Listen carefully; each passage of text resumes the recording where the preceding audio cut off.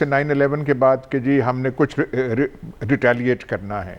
تو پہلے افغانستان پہ حملہ کر دیا، پھر عراق پہ حملہ کر دیا، اور یہ یہاں پہ ہوا ہے۔ جو یہ جلال آباد پہ جو اٹیک ہوا ہے اس کے بارے میں کوئی ایسا نہیں ہے کہ یہ ماسٹر مائنڈ ہے، یہ ہے وہ ہے۔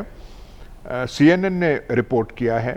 کہ ہمیں آفیشلز نے بتایا ہے کہ یہ مستقبل کے پوٹینشل اٹیکس جو ہے اس کے ساتھ ملوث ہو سکتے تھے۔ اب یہ ایسا افسانوی سکرپٹ ہے کہ آپ اس کا کیا کہیں، پر اس کے بعد جب بڑے ہوتے ہیں نا، طاقتور ہوتے ہیں، ان کو ہزیمت پہنچے تو انہوں نے کچھ نہ کچھ کرنا ہوتا ہے، کسی کو یہاں دھکا دے دیا، کسی کو، تو یہ ہے، اس کو زیادہ اہمیت یہاں پہ دینی نہیں چاہیے۔ یہ بات یہ ہے کہ یہ سارا کا سارا جو ان کا پروسیس ہے، یہ وڈرول کا، انخلا کا، یہ ایک وہ جو انگریزی کا لفظ ہے، یہ شیمبلز ہے، اور اس نے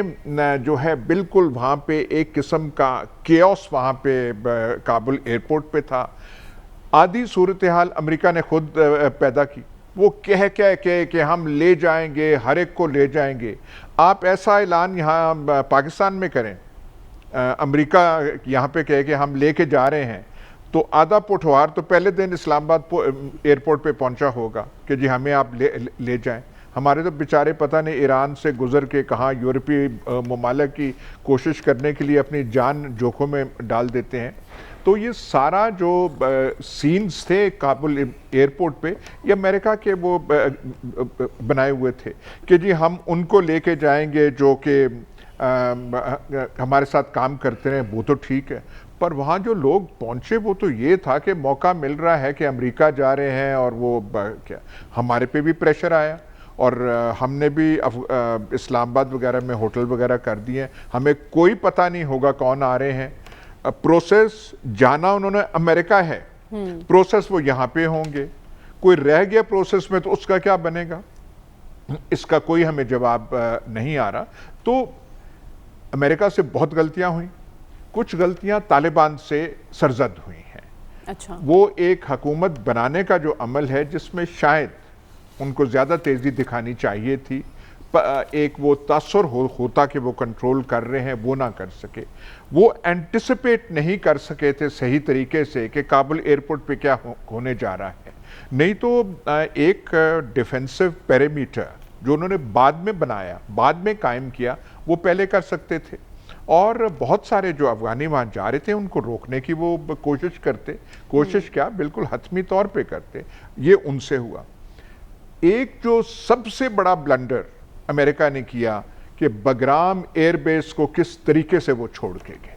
بھئی آپ جا رہے ہیں، فوجی آپ کے وہاں پہ ہیں، ان کو آپ نے نکالنا ہے، آپ نے افغانوں کو چھوڑیں، آپ نے اپنے سفارتکار جو ہیں جو کابل میں ان کو نکالنا ہے۔ آپ کے پاس سب سے بڑی فیسلٹی جو سیف ہے، جو بالکل مکمل آپ کے کنٹرول میں ہے، وہ بگرام ایئر بیس ہے، لیکن آپ نے تو جوتیاں چھوڑ کے بگرام ایئر بیس کو ایسے کیا کہ وہ لٹیرے بھی ایسی چیزیں چھوڑ کے نہیں جاتے جب بھاگنے پہ آئیں۔ تو یہ ایک بہت بڑا بلنڈر ان سے ہوا جس کا تنقید جو ہے ایڈمنسٹریشن کو وہاں بھی فیس کرنی پڑی۔ پھر وہ بالکل نہیں اینٹیسپیٹ کر سکے کہ کتنی جلدی وہ آئیں گے، پر جب آپ وہ بھی نہیں تھا، جنوبی افغانستان کے شہر تو گر رہے تھے، جنوبی افغانستان کے گر رہے تھے ہرات، کندھار، لشکرگاہ،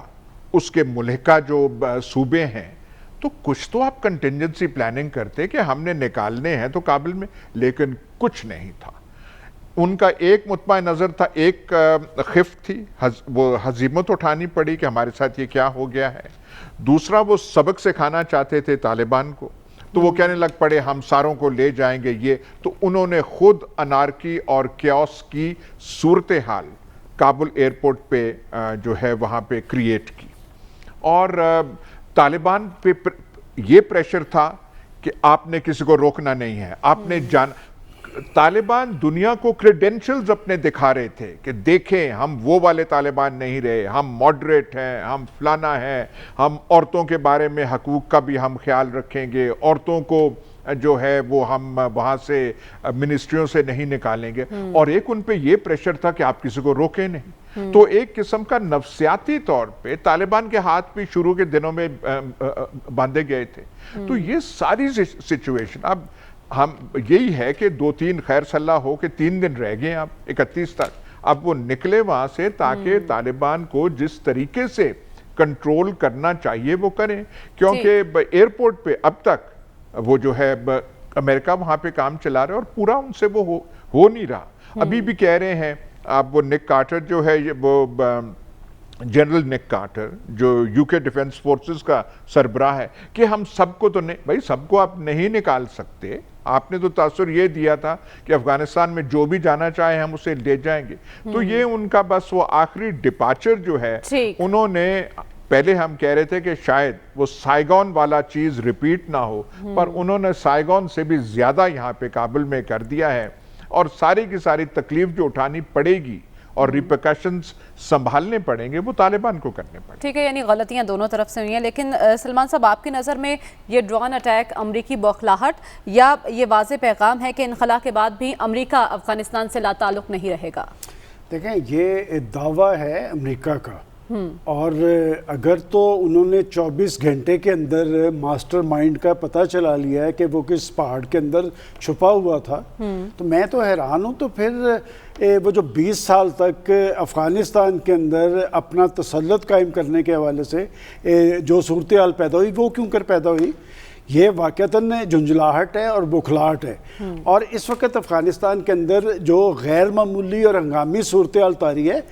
وہ کابل ایئرپورٹ پہ ہے. اور کابل ایئرپورٹ پر یہ صورتحال کیوں کر طاری ہے کہ وہاں پر امریکن اور یورپین یونین کے مختلف ممالک کے سفارتکار اور ان کے شہری وہاں پر موجود ہیں, اور یہ صورتحال اس وقت تک طاری رہے گی جب تک وہ وہاں پر موجود رہیں گے. اس وقت تک وہاں پر کوئی لیجیٹیمیٹ گورنمنٹ نہیں ہے. دیکھیں طالبان نے غلبہ حاصل کر لیا, طالبان کے پاس انتظامی ذمہ داریاں کچھ علاقوں کی ضرور ہیں, لیکن یہ 3 دن کے بعد ہم طالبان کو مورد الزام ٹھہرا سکیں گے کہ اب حکومت ان کی ہے اور وہ اپنی حکومت کی ریٹ قائم کرنے میں کامیاب ہو گئے ہیں. دیکھیں یہ جو آپ نے کہا کہ ڈرون حملے کیا اس کے بعد بھی قائم رہیں گے, یہ سوال آپ چھوڑ دیں. اچھا, یہ اس طرح نہیں ہوگا جس طرح ماضی کے اندر پاکستان کے اندر ہوتا رہا کہ جی ڈرون حملوں کی اجازت بھی دی ہوئی تھی کہ, اور اس کے بعد ہم اس کی مذمت بھی کرتے نظر آتے تھے. اب آپ کو لگتا ہے یہ حملہ طالبان کی اجازت لے کر کیا گیا ہے؟ میں نے کہا کہ اس وقت تک, جیسے کل میں نے ایک فکرہ کہا تھا نا کہ جی کابل کے اندر جو بم دھماکوں کا عمل ہے ایئرپورٹ پہ, کہ نہ طالبان نے امریکہ کو مورد الزام ٹھہرایا نہ امریکہ نے طالبان کو ٹھہرایا, تو ابھی تک طالبان نے اس پہ کسی رد عمل کا اظہار نہیں کیا. اور میں سمجھتا ہوں کہ وہ اس حوالے سے خاصے محتاط ہیں رد عمل دینے کے حوالے سے, چونکہ پاکستان کے اندر ایسا ہوتا ہے کہ جی رد عمل دینا ذمہ داری تو ایک ہی ہوتی ہے اور 4 جگہ سے رد عمل آتا ہے. اس وقت تک ان کا جو طرز عمل ہے بڑی حد تک وہ محتاط رویہ اختیار کیے ہوئے ہیں. 3 دن کے بعد جب ان کے پاس حکومت ہوگی, میں نہیں سمجھتا کہ اس طرح امریکہ کے ڈرون حملے کرے گا اور پھر وہاں پر رد عمل کے امریکہ کے خلاف نہیں ہوگا, وہاں پر رد عمل پھر طالبان کے خلاف ہوگا کہ جناب اب آپ کے پاس نظم و نسق ہے,